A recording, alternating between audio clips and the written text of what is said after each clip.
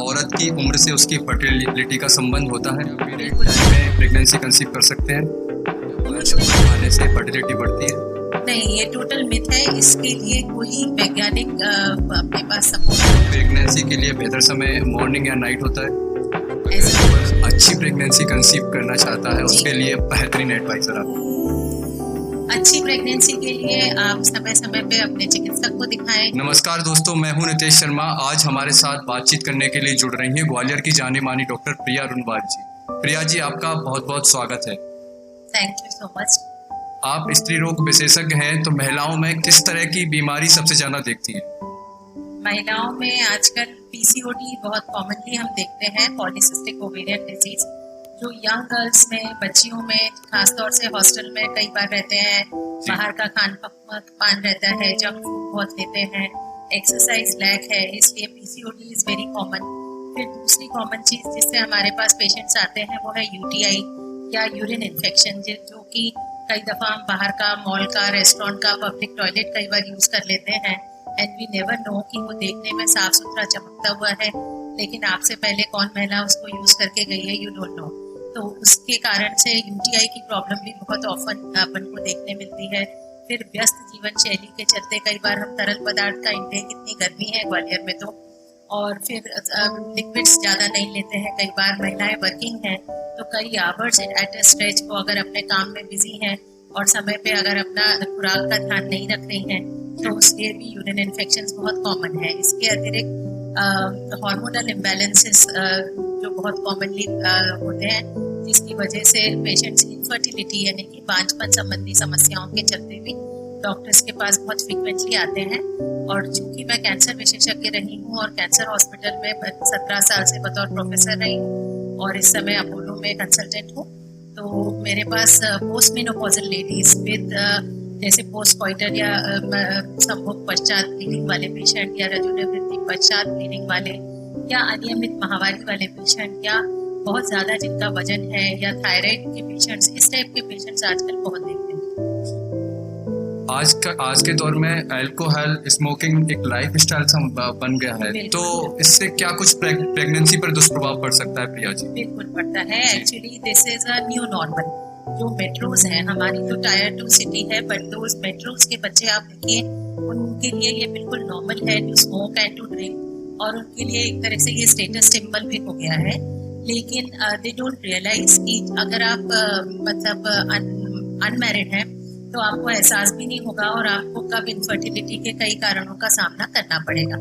इसी तरह से अगर आप बेबी प्लान कर रहे हैं तो भी आपको समस्या का सामना करना पड़ सकता है। इतना करके अगर आप प्रेग्नेंट हैं ऑलरेडी तो आपको बिल्कुल स्मोकिंग और ड्रिंकिंग दोनों ही प्रेगनेंसी प्लान करने से काफी महीने पहले ही छोड़ना होगा, क्योंकि अगर आप ये दोनों करते हैं तो इसमें आपको प्रेगनेंसी के दौरान या गर्भावस्था के दौरान PIH या प्रेगनेंसी इंड्यूस्ड हाइपरटेंशन या ब्लड प्रेशर बढ़ने की समस्या का सामना और गर्भपात का सामना, इसके अतिरिक्त प्रीमैच्योर बर्थ या कम समय में या कम वजन के शिशु का पैदा होने का चांसेस में बढ़ता है।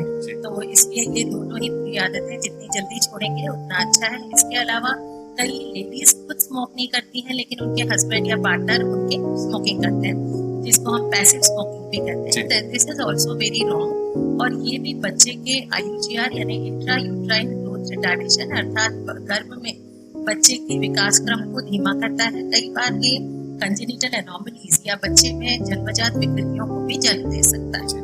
प्रिया जी, जो नए कपल होते हैं वो सोचते हैं पहले घूम फिर लें, उसके बाद हम बेबी प्लान करेंगे, क्या कुछ उनको ऐसा करना चाहिए क्या? Actually that all depends upon age of the mother specially. अगर आप एक आजकल ये न्यू नॉर्मल एक और चीज हो गई है कि लेट मैरिजेस होती हैं, लड़कियां करियर बिल्डिंग करती हैं, तो ये सब सही है, नॉर्मल है, बट प्रेगनेंसी अपने निर्धारित समय पर अगर हो जाए तो बच्चे के लिए भी अच्छा है, पेरेंट्स के लिए भी अच्छा है, बच्चे की अपब्रिंगिंग के लिए भी अच्छा है। और कई ऐसी आनुवंशिक बीमारियां जो कि अपने जनरेशन में आ सकती हैं, अपन उसे प्रिवेंट कर सकते हैं। तो आइडियल समय गर्भधारण के लिए 20 से 30 वर्ष होता है, जो कि कुछ साल पहले तक हमारे सभी मतलब देश भर की महिलाएं लगभग तब तक फैमिली कंप्लीशन 25-30 में कर लेते थे। लेकिन अब नया ट्रेंड ये है कि भाई शादियां ही 28 में होती हैं, 30 में आप बेबी प्लान करने की सोचते हैं, और फिर भी कई लोग और डिले करते हैं और 35-36 तक चले जाते हैं।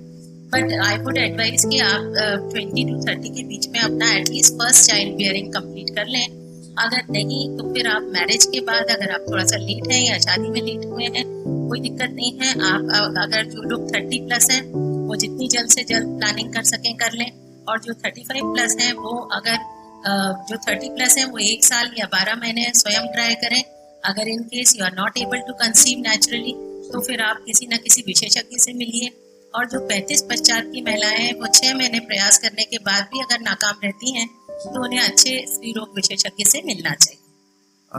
रिया जी, बेस्ट जो एज होती है बेबी कंसीव करने की वो क्या होती, कौन सी एज होती है? अगर लेट होते हैं तो क्या कुछ परेशानी हो सकती है बेबी कंसीव करने? एक्चुअली लेट यानी वही कि 35 के ऊपर रीजन ये है कि आपकी जो अंडे की उत्पादन क्षमता है और एक निर्धारित संख्या ऑफ अंडे लेके हम हर महिला पैदा होती है, लगभग 400 एग्स हर एक की ओवरी में होते हैं और वो समय समय पर निषेचित होते हैं, ओव्यूलेशन होता है और हर माहवारी आती है।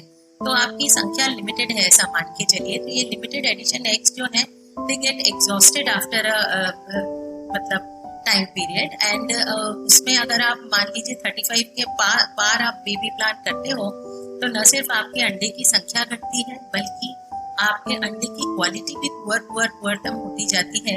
मान के चलिए कि अगर 30 के बाद अंडे की क्वालिटी थोड़ी गिरावट आती है उसमें, 35 के बाद और ड्राफ्ट लुढ़कता है और मेरी उम्र आते आते तक तो सारा सुपड़ा साफ हो सकता है। जी जी जी। प्रिया जी, मुझे कई लोग मिले वो कहते हैं कि हमने अपने वाइफ के साथ रेगुलर संबंध बनाए जी, लेकिन उसके बाद भी प्रेगनेंसी कंसीव नहीं हुई। बिल्कुल बिल्कुल, इसके भी कई वैज्ञानिक कारण हैं।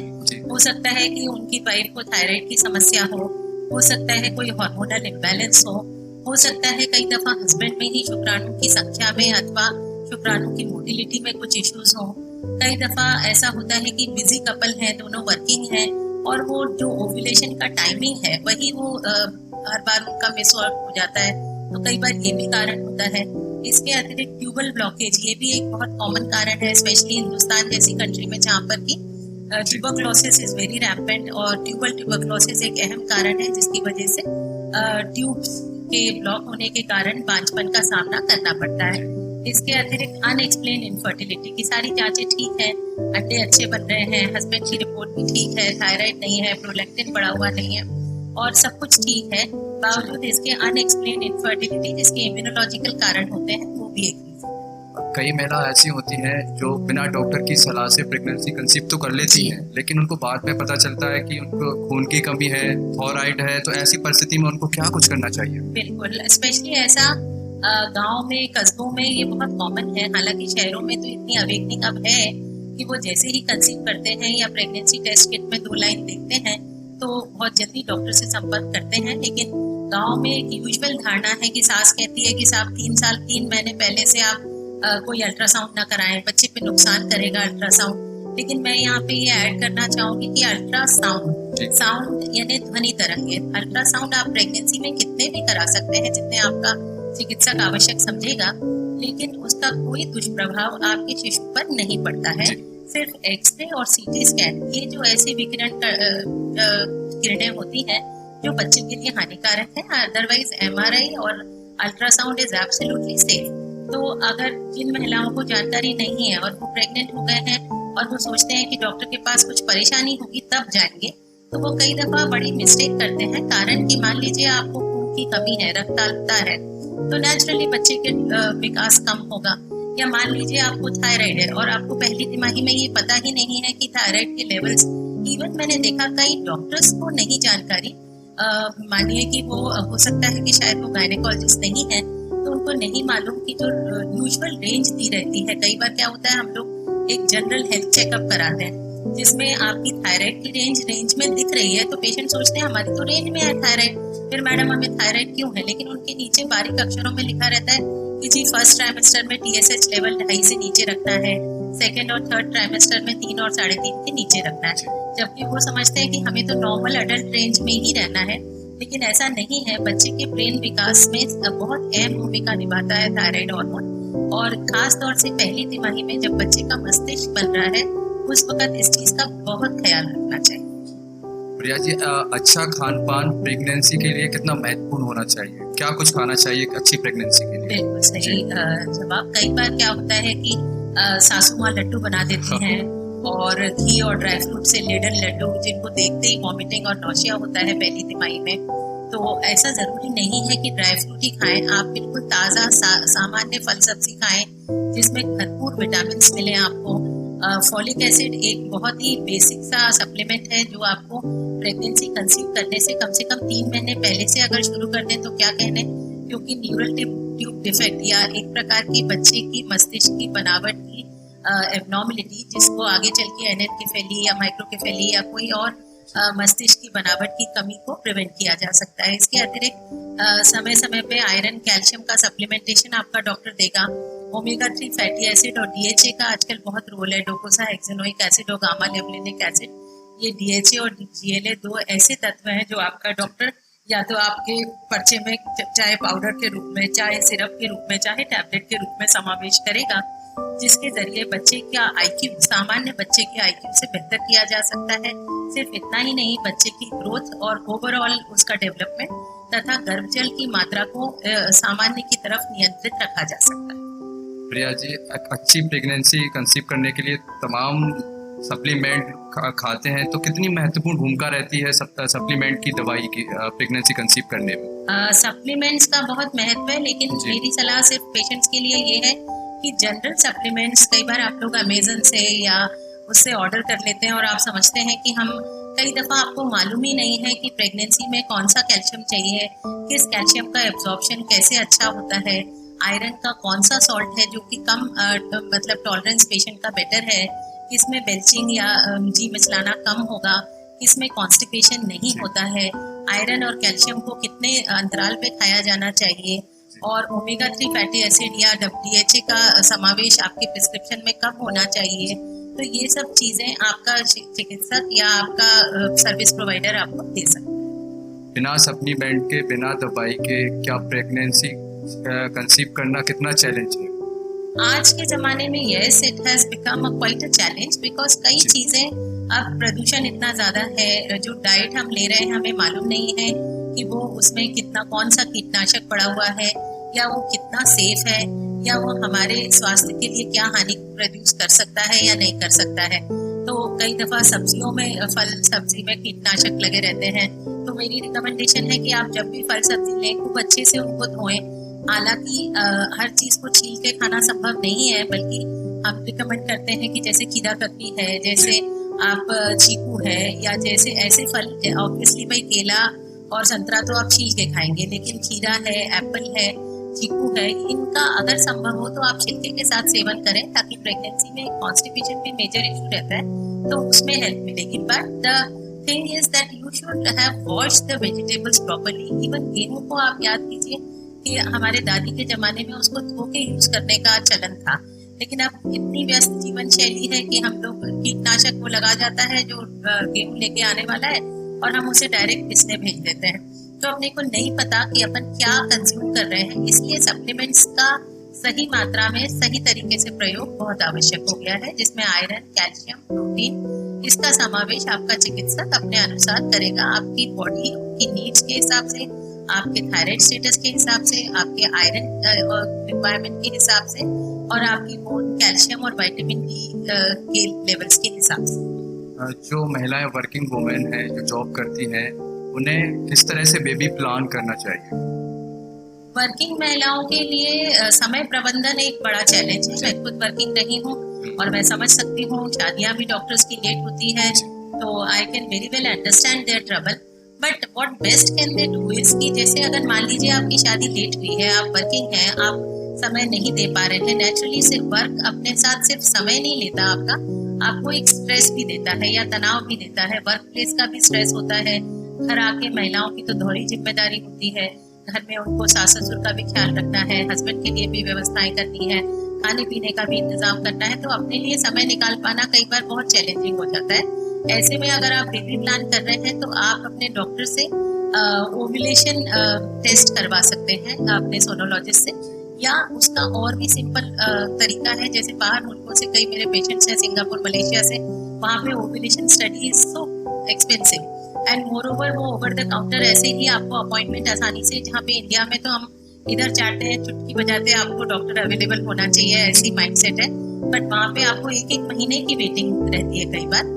तो ऐसी स्थिति में आप ovulation test kit, even metros में लोग उसको इस्तेमाल कर रहे हैं, जैसे प्रेगनेंसी टेस्ट किट होती है वैसे ओव्यूलेशन टेस्ट किट होती है, जिसको आप अगर आपका सामान्य 28 दिन का मासिक चक्र है तो आप 12वें से 16वें दिन के प्रतिदिन आप लगाएंगे उसको, और जिस दिन आपको उसमें 2 लाइन शो होती है मीन्स आपका ओव्यूलेशन हो रहा है, और ऐसे में आप ओव्यूलेशन की एक प्रकार से जीपीएस ट्रैकिंग कर ले रहे हैं, और उसी समय आपको हस्बैंड के साथ संबंध बनाने हैं ताकि बहुत मुमकिन चांस है कि आप प्रेग्नेंट हो सके। कई महिला सोचती हैं अबॉर्शन हो गया, तो अबॉर्शन होने के बाद क्या बेबी कंसीव करने में क्या कुछ समस्या आ सकती है प्रेगनेंसी? हाँ सही है, अबॉर्शन के बाद एक्चुअली एक तो रीजन उसका जानना होगा कि अबॉर्शन का रीजन क्या है।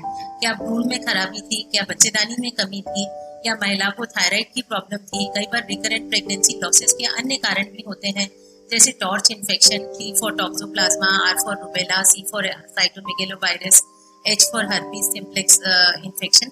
ये कुछ ऐसे वायरल इन्फेक्शन हैं जो अगर किसी महिला के गर्भाशय में मौजूद होंगे तो उनको बार बार रिकरेंट प्रेगनेंसी लॉसेस होते हैं। इसके अलावा एक एंटीफॉस्फोलिपिड एंटीबॉडी सिंड्रोम भी होता है, जिसमें कि खून का थक्का, जो खून मतलब जमने की तासीर ज्यादा होती है, तो बच्चे तक खून का दौरा पर्याप्त और पूरा नहीं पहुंच पाता, तो बार बार रिकरेंट प्रेगनेंसी लॉसेस होते हैं। कभी 1.5 महीने, 2 महीने, 3 महीने के गर्भपात होते चले जाते हैं। तो ऐसे में इनकी प्रायर टेस्टिंग होना चाहिए, प्री कंसेप्शनल काउंसलिंग होना चाहिए। इसके अलावा अगर किसी पेशेंट में ये सब पॉजिटिव आते हैं, मान लीजिए रूबेला पॉजिटिव है तो उसका वैक्सीनेशन उपलब्ध है। अगर आपको साइटोमेगालोवायरस या और किसी इन्फेक्शन से ग्रसित पाया जाता है तो आपका विशेषज्ञ उसका ट्रीटमेंट दे सकता है। इसके अतिरिक्त आप एक बार प्रेगनेंसी कंसीव कर जाएं तो उसके बाद बच्चे में खून का दौरा पर्याप्त और पूरा करने के लिए खून पतला करने के कुछ इंजेक्शन भी होते हैं जो खाल में दिए जाते हैं, एक दिन छोड़ के एक दिन, जिससे कि बच्चे तक खून का दौरा अच्छे से मिलता रहे और वो गर्भपात बार बार ना हो सके। हालांकि इतना करके अगर एक बार गर्भपात हुआ है तो 2 से 3 साइकिल्स रेगुलर आने के बाद महिला बेझिझक पुनः ट्राई कर सकती है। अब पहले जमाने में जो नॉर्मल डिलीवरी थी आसानी से हो जाती थी, अब सिजेरियन डिलीवरी का चलन हो गया है, क्या कुछ आप ये $100 मिलियन क्वेश्चन है आपका, और मैं समझ सकती हूँ ये बहुत आम लोगों का कंसर्न हो गया है। कई दफा हमको सामने से पेशेंट्स कहते हैं कि साहब आप सिजेरियन के चार्जेस ले लीजिए लेकिन करिए नॉर्मल डिलीवरी। तो आपकी जानकारी के लिए बता दूं कि नॉर्मल डिलीवरी और सिजेरियन, इनके चार्जेस पहली बात तो मेरे हिसाब से अलग अलग होने नहीं चाहिए, क्योंकि normal delivery requires good monitoring. अगर आप CTG मशीन से मॉनिटर कर रहे हैं, पेशेंट को डिलीवरी से 1.5-2 दिन पहले से एडमिट किए हुए हैं, उसका बराबर रक्तचाप की मॉनिटरिंग, उसके बच्चे की फीटल हार्ट की मॉनिटरिंग कर रहे हैं, समय समय पे बेबी का फीटल डायलिटेशन देख रहे हैं, उसमें समय का कोई भरोसा नहीं रहता, कब रात के 3 बजे हो जाए डिलीवरी का, सुबह के 5 बजे हो जाए, तो उस तरह से डॉक्टर भी अपना समय देता है और रिलेटिव्स भी देते हैं। तो इन सब समस्याओं को देखते हुए इसमें आर्थिक फर्क मेरे हिसाब से तो नहीं रखना चाहिए, लेकिन स्टिल बिकॉज आपको अगर कुछ उसमें फाइनेंशियल अंतर करना है तो वो पेशेंट की दूसरी चीजों को लेके, जैसे वो अकोमोडेशन कौन सा लेता है, डिलक्स रूम लेता है, सेमी डिलक्स लेता है, जनरल वार्ड लगता है, तो वो डिस्क्रिमिनेशन ठीक है, लेकिन सिर्फ डिलीवरी के मोड को लेकर उसमें आर्थिक मतलब डिस्पैरिटी रखना वो ठीक नहीं है। मुझे लगता है इसमें डॉक्टरों को भी एकजुट होना पड़ेगा और समाज को भी ये समझना पड़ेगा कि ये डॉक्टर नहीं है जो आपका सिजेरियन कर रहा है हर बार। कई दफा आपकी डाइटरी पैटर्न ऐसा है, आपने, क्योंकि अब आज से 100 साल पहले महिलाएं घरों में घट्टियां होती थी, चक्की होती थी हमारे दादी साहब के घर में, जो हमारे घर में हमने कभी नहीं देखी। इसी तरह से घर में गेहूं पीसा जाता था, टॉयलेट्स जो रहते थे वो दूर बने रहते थे, महिलाएं चल के जाती थी। अब हर घर में अटैच टॉयलेट बाथरूम है, ज्यादातर घरों में वेस्टर्न टॉयलेट है, नीचे बैठ के टॉयलेट करना उनको शान के खिलाफ माना जाता है। फिर अब स्विगी जोमेटो का चलन बढ़ गया है, मैकडी और सारे ऐसे जॉइंट्स हैं मेट्रोज में कि जहाँ पे पिज्जा बर्गर खाना महिलाओं के लिए आम बात हो गई है। आपका फूड, आपका डाइट अगर बहुत ज्यादा फैट और चीज लेडन है और आप एक्सरसाइज नहीं कर रहे, आप व्यायाम नहीं कर रहे, पोछा मुझे नहीं लगता, बहुत कम महिलाएं ऐसी होंगी घर में, हर घर में मेड की व्यवस्था है आजकल, तो बहुत कम महिलाएं ऐसी हैं जो स्वयं नीचे बैठ करके पोछा लगाती हों। तो कई चीजें आपके चटनी पीसने के लिए आपके पास मिक्सर है, एक बटन दबाइए और आप तुरंत उसको पीस सकते हैं। तो अब चीजें बहुत परिवर्तित हो गई हैं। उनके पार्ट में भी ठीक है कि भाई जब मिक्सी घर में है तो हमें क्या जरूरत है अब 20 मिनट नीचे सिलबट्टे पे बैठने की। पर इन सब चीजों के चलते आपकी पेरिनियल और पेल्विक मसल्स उतनी जटिल और टाइट हो जाती है, जिसकी वजह से डिलीवरी के समय आप उतना पेन ले नहीं पाते हैं, या जल्दी से इंड्योरेंस उनका खत्म हो जाता है महिलाओं का। कई बार वो सामने से हमें कहते हैं कि नहीं डॉक्टर, इससे ज्यादा पेन हम नहीं ले सकते हैं, आप तो सिजेरियन कर दीजिए।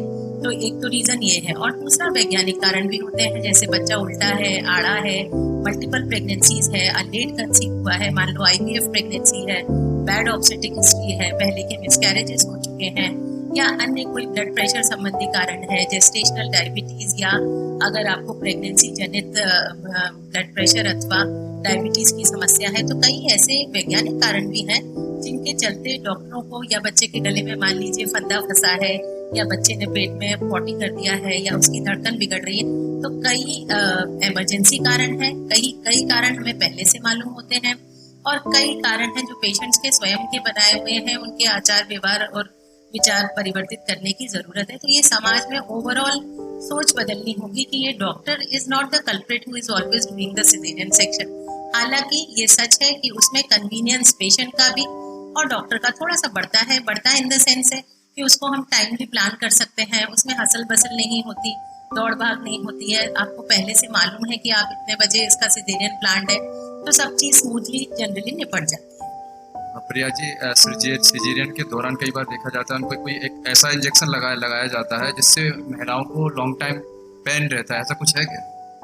ये भी एक मिथ है भाई साहब, क्योंकि पेशेंट्स को लगता है कि जो पीठ में सुई लगती है, जो तो खैर अगर हिस्टेक्टमी हुई है, आपकी बच्चेदानी का सर्जरी है तो भी पीठ में सुई लगती है, अगर आपकी अपेंडिक्स सर्जरी हुई है तो भी पीठ में सुई लगती है, अगर सिजेरियन सेक्शन है तो भी लगती है। तो पहली बात, आजकल जो जिस एज का नीडल यूज किया जाता है that is very fine needle, and it does not cause back pain या ऐसा कुछ करता नहीं है। एक आम लोगों के मन में अवधारणा है कि जब से पीठ में सुई लगी है तब से हमें सिर दर्द या कमर दर्द या वो रहने लग गया, जबकि ऐसा कुछ भी नहीं है। वो आपके पोस्चर पे डिपेंड करता है कि प्रेगनेंसी में आपका योगासन आप करते थे कि नहीं करते थे, आपकी डाइट कैसी थी, आपकी हैबिट्स कैसी थी, आपका पोस्चर आप सही रखते थे कि नहीं रखते थे, कैल्शियम सप्लीमेंट्स आपने लिए थे नहीं लिए थे, विटामिन डी का समायोजन आपके विशेषज्ञ ने किया था अथवा नहीं किया था।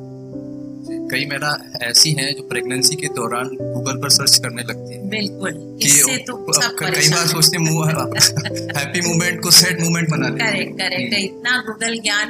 और प्रॉब्लम ये है कि गूगल पे जो ज्ञान देने वाले हैं वो इतने फ्री हैं, and they are not actually, वो विशेषज्ञ नहीं है।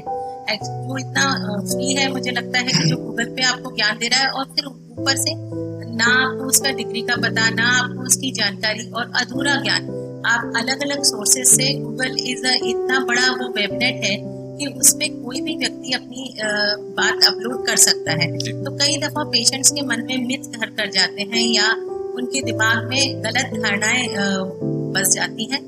तो वो गूगल ज्ञान को अपने डॉक्टर से वेरीफाई करिए। ऐसा नहीं है कि गूगल सब गलत ही बताता है, पर जैसे मैं अभी आपके सेंटर पे पॉडकास्ट रिकॉर्डिंग के लिए गूगल मैप से ही आ रही थी, but then I got lost, and जो रास्ता था उसमें कई यू टर्न कट्स थे, बट हमारे गूगल मैप को नहीं पता था, तो वो बहुत दूर बाद उसने यू टर्न लेने का सलाह दिया। तो Google is not always right. Yes और नो में जवाब लूंगा मैं आपसे। क्या औरत की उम्र से उसकी फर्टिलिटी का संबंध होता है? बिल्कुल होता है। जैसा मैंने पहले भी बताया कि आप अपनी चाइल्ड बियरिंग 20 to 30 के बीच में कंप्लीट कर लें तो बेहतर है। 35 के बियॉन्ड अगर आप कंसीव करते हैं तो बच्चे में मंदबुद्धिता या डाउन सिंड्रोम के चांसेस रहते हैं। इसके अतिरिक्त अन्य समस्याएं जैसे कि मेडिकल कारण जैसे डायबिटीज, बीपी, थायराइड, इनकी चांसेस भी बढ़ती उम्र की महिलाओं में बढ़ जाते हैं। और 40 के बाद कई दफा आपका ओव्यूलेशन या अंडा उत्पादन क्षमता उतनी इफेक्टिव नहीं रह जाती, जिसकी वजह से आपको कई बार IVF जैसी प्रक्रिया का सहारा लेना पड़ता है। क्या पीरियड टाइम में प्रेगनेंसी कंसीव कर सकते हैं? यूजुअली नहीं, पर अगर पीरियड आपका इरेगुलर है और आपको मालूम नहीं है, कई बार प्रेगनेंसी कंसीव होने के बाद भी इम्प्लांटेशन ब्लीडिंग होती है जिसको पेशेंट पीरियड समझ लेते हैं, तो वो एक अलग बात है, पर अदरवाइज आप पीरियड्स के दौरान अगर आपका रिलेशनशिप बनता है तो उसमें चांसेस ऑफ प्रेगनेंसी लगभग नील। क्या पाइनएप्पल खाने से फर्टिलिटी बढ़ती है?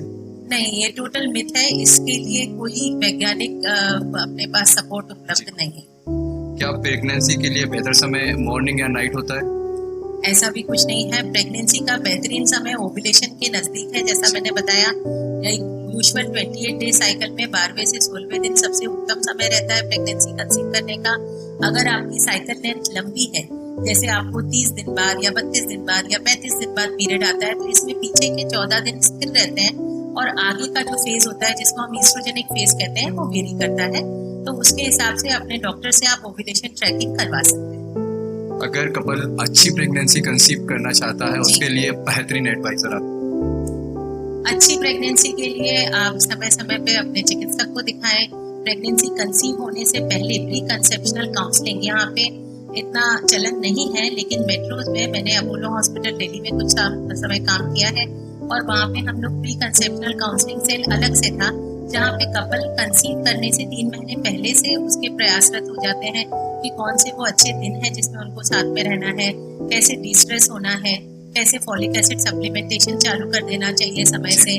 और इवन प्रेगनेंसी के बाद भी लमाज एक्सरसाइज के सेशंस होते थे वहाँ अपोलो में भी, कि जिसमें हस्बैंड को भी हम इंक्लूड करते थे और वो भी साथ में बटरफ्लाई एक्सरसाइजेस और सारे ऐसे अपनी तरफ से हर वो कोशिश करना चाहिए कि जिससे सामान्य नॉर्मल प्रसव हो सके। और इतना करके अगर सिजेरियन भी होता है तो उसको कोई बहुत अन्यथा लेने की जरूरत नहीं है, it's just a mode of delivery. तो अपने को बस एक स्वस्थ सुरक्षित शिशु को संसार में सही तरीके से लाना है, that should be our motive. आपने हमारे पॉडकास्ट के लिए समय निकाला प्रिया जी, आपका बहुत बहुत शुक्रिया, धन्यवाद, थैंक यू।